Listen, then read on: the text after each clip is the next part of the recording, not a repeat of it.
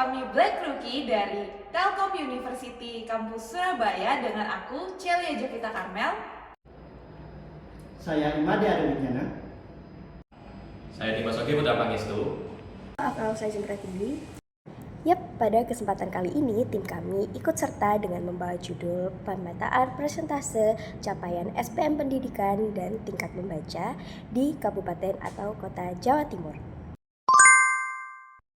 Pencapaian standar pelayanan minimal bidang pendidikan di Jawa Timur masih mengalami ketimpangan antar kabupaten kota, sehingga pemerataan layanan pendidikan masih belum sepenuhnya tercapai.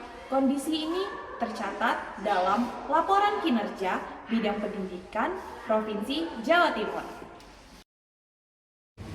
Indikator pendidikan makro Badan Pusat Statistik juga menunjukkan variasi, misalnya partisipasi sekolah, melek huruf yang akan berpotensi terkait standar pelayanan minimal. Nah, karena hal ini, maka diperlukan analisis gabungan agar kebijakan nantinya lebih tepat sasaran.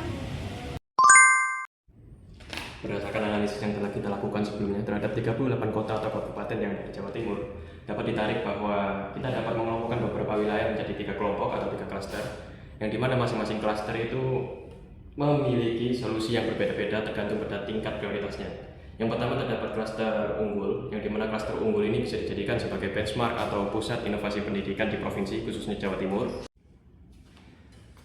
Selanjutnya ada klaster potensial, yang dimana klaster ini memiliki wilayah-wilayah mayoritas dengan SPM yang baik namun literasi sedang. Intervensi difokuskan pada peningkatan program minat baca dan literasi digital yang lebih efisien dan berdampak tinggi. Yang terakhir terdapat klaster prioritas intervensi yang tertinggal di semua metrik. Diperlukan intervensi ganda untuk mengkombinasikan perbaikan fundamental pada kualitas sekolah dan program literasi dasar di tingkat komunitas untuk membangun fondasi yang lebih kuat. Jika solusi ini diimplementasikan, maka pemberdayaan pendidikan di Provinsi Jawa Timur dapat terlaksana secara signifikan. Kita tidak hanya melihat solusi pada masa sekarang, namun kita juga memperhatikan pemerataan ke depannya. Lalu apa dampak potensial? Terutama pada pemerintahan sebagai peran utama, serta variabel-variabel pendukung seperti masyarakat, itu mempunyai alokasi pembagian sumber daya secara tepat sasaran. Sehingga intervensi pengelolaan masalah juga dilakukan secara maksimal. Dengan kata lain, mereka menjadi tahu mana daerah yang mengalami ketertinggalan pelayanan standar minimum, sehingga daerah ini menjadi prioritas bagi pemerintah ke depannya. Kalau pemerataan ini sudah menjadi prioritas, maka negara mempunyai struktur pendidikan yang baik, sehingga sumber daya manusia yang dihasilkan dari Provinsi Jawa Timur, terutama bagi Indonesia, dapat berdampak secara luas dan maksimal. Tentu saja, data yang kami gunakan, kami mengambilnya dari sumber yang resmi.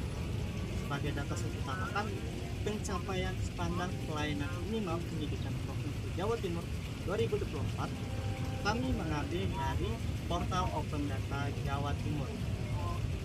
Sebagai variabel pendukung lainnya, kami juga mengambil data pergambaran baca pada tingkat kabupaten kota di Provinsi Jawa Timur tahun 2024 yang bersumber dari Badan Pusat Statistik.